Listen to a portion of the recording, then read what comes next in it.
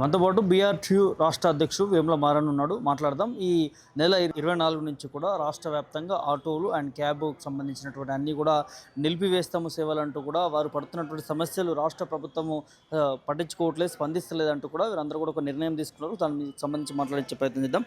ఏం చెప్తారు ప్రభుత్వానికి? అప్పులు ఏం చేసుకుంటారు? 24 తారీఖు నుంచి కూడా రాష్ట్ర వ్యాప్తంగా బంద్కు పిలుపునిస్తూ ఉన్నారు.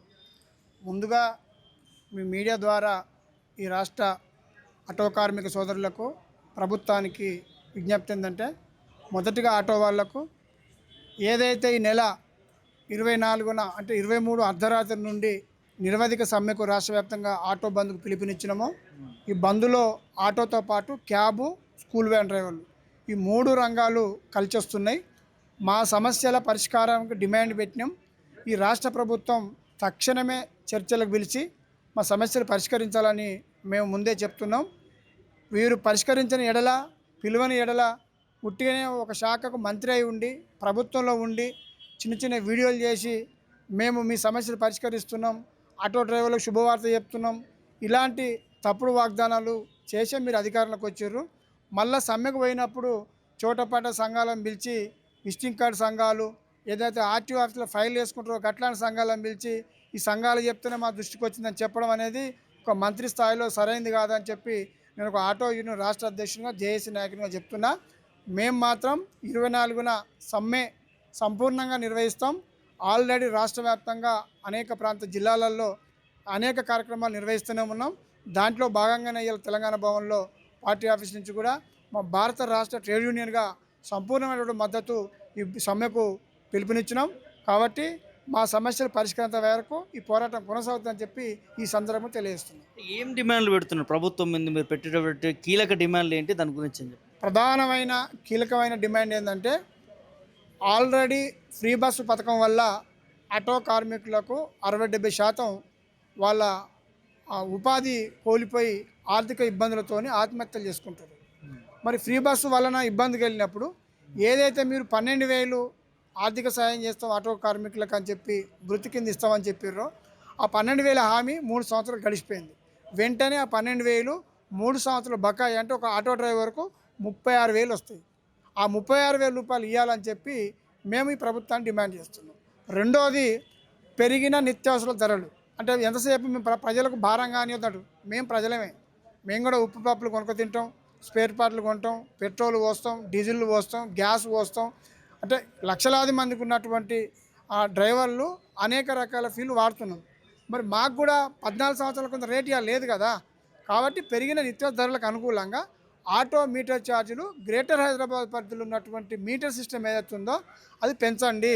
ఎందుకంటే ఓలో, ఊబర్, ర్యాపిడో యాప్లు ఏదైతున్నాయో ఆటో కార్మికులు రక్తం పీల్చుకొని తింటున్నారు, నిలువు దోపిడీ చేస్తున్నారు, శ్రమ దోపిడీ చేస్తున్నారు. ఆ శ్రమ దోపిడీని అరికట్టాలంటే ప్రభుత్వం రేటు పెంచాలి ఒకటి.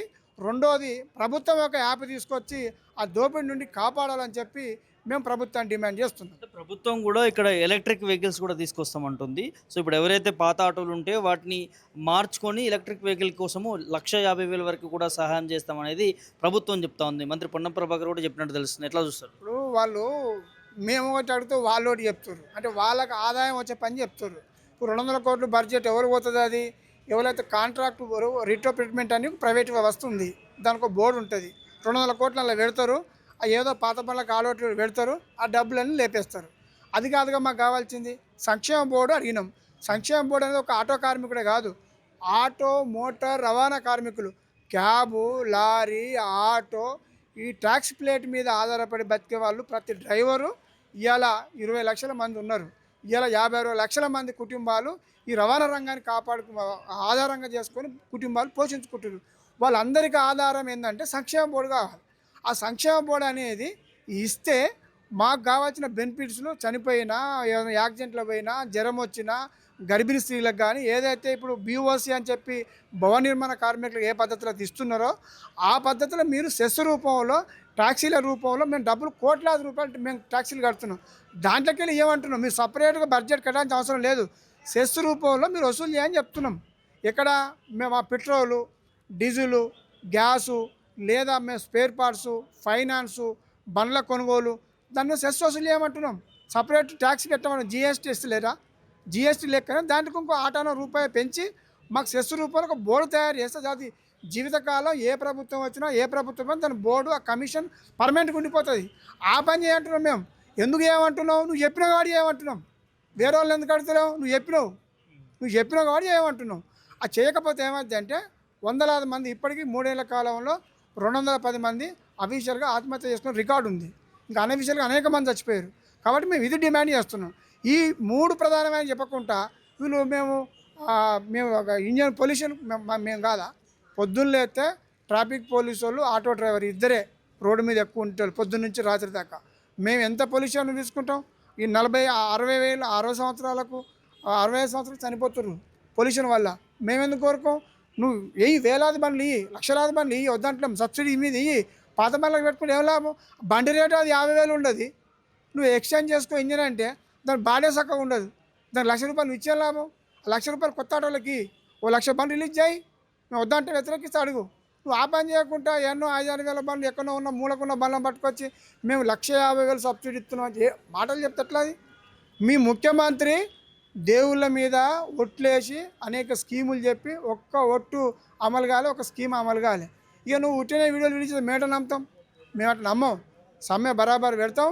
నువ్వు చేయదాల్చుకుంటే బరాబర్ చర్చలు విలువాలి, కన్సల్ అధికారం విలువాలి, ఆ జీవో తీయాలి, అమలు చేయాలి. అప్పటిదాకా పోరాటం కొనసాగుతుంది. అంటే సానుకూలంగా ఉన్నారు, అందరు మద్దతు తెలుపుతున్నారు, అన్ని సంఘ కార్మికులు కావచ్చు ఆటోకి సంబంధించి. ఎవరు సానుకూలంగా ఉన్నారు? అంటే రాష్ట్ర వ్యాప్తంగా కూడా ఈ ఆటో సంఘాలకు సంబంధించి కూడా వారితో కూడా చర్చలు జరిపారా ఏంటి? ఎవరితో చర్చలు మేము జేఏసీగా అంటే అనేక సంఘాలం AITC, BMS, CITU, IFTU, TSU, INTUC, కాంగ్రెస్కి అనుబంధంగా ఉన్న ఐఎన్టీసీ మాయమంట ఉంది. ఆ సంగతి తెలియదు, మంత్రికి తెలుసు. ఆ కేకేసీ అని ఏదో చిన్న చిన్న సంఘాలు, విజిటింగ్ కార్డు సంఘాలు ఆర్టీ ఆఫీసులో పెట్టి ఫైల్ వేసుకుంటే వాళ్ళని పిలిపించుకొని కండవ అర్పించి వీళ్ళు చెప్తేనే ఆయన దృష్టికి వచ్చిందట. మేము సంవత్సరం క్రితం పెద్ద ఎత్తున ఉద్యమం చేస్తేనే ఇంటికి పిలిపించి వద్దు తమ్ముడు మీరంతా బడుగు బలైన వర్గాలు, నేను అల్లకెళ్ళి వచ్చిన నమ్ముండి నేను ముఖ్యమంత్రితో మాట్లాడి నాకు 1 వారం 10 రోజులు టైం ఇవ్వ అన్నాడు. సంవత్సరం అయిపోయింది. ఇవాళ మళ్ళీ అదే పాత మాట చెప్తే ఎవరు నమ్ముతాడు? ఆటో డ్రైవర్ తెలియదా? సోషల్ మీడియా చూస్తలేరా? టీవీలు చూస్తలేరా? పేపర్ చూస్తలేరా? ప్రతిదీ క్షణంలో తెలిసిపోతుంది ఎవరేం మాట్లాడనేది. ఇవాళ నేను ఏం మాట్లాడి మీరు అప్లోడ్ చేసిన 10 నిమిషాలకు మా గ్రూప్లలో వచ్చేస్తూనే ఉంటుంది. అట్లాంటి టెక్నాలజీ అలా మరి సోషల్ మీడియా ఉన్నాక నువ్వు ఆఫీసులో కూర్చొని రిలీజ్ చేస్తే నమ్ముతారా? రేపు చూడు బంద్ ఎట్లా జరుగుతుందో. బంద్ బరాబర్ జరుగుతుంది, విజయవంతం చేస్తాం. నువ్వు దిగి రావాల్సిందే. నిన్న మంచిర్యాల కలెక్టర్ ఆఫీస్ ముట్టడి చేస్తే గేటు బంద్ చేసుకున్నారు ఆటో డ్రైవర్లు పోతే. కలెక్టర్ గేటు బంద్ చేసుకుంటూ మేము రేపు ప్రగతి భవన్ ఏదైతే ప్రజాభవన్ అక్కడ కూర్చొని మా సమస్యలు పరిష్కారం చేస్తా అని మాటిచ్చిండో నువ్వు పిలుచకపోతే అదే ప్రజాభవన్ ముట్టడిస్తామని కూడా చెప్తున్నాను ఈరోజు. ఓవరాల్గా ఇది ఖచ్చితంగా రాష్ట్ర ప్రభుత్వం దిగి రావాల్సిందే. ఈ ఆటో యూనియన్లు కావచ్చు, క్యాబ్ డ్రైవర్లు కావచ్చు చెప్తున్నటువంటి సమస్యలు సాల్వ్ చేయాల్సిందే. చేసేంతవరకు కూడా మా పోరాటాలు ఆగమంటూ కూడా బీఆర్టీయూ రాష్ట్ర అధ్యక్షుడు వేముల మారన్న చెప్తున్నటువంటి పరిస్థితి కనిపిస్తూ ఉంది. వీడియో సమతో ప్రభాకర్ పుట్టం తెలంగాణ భవన్ నుంచి.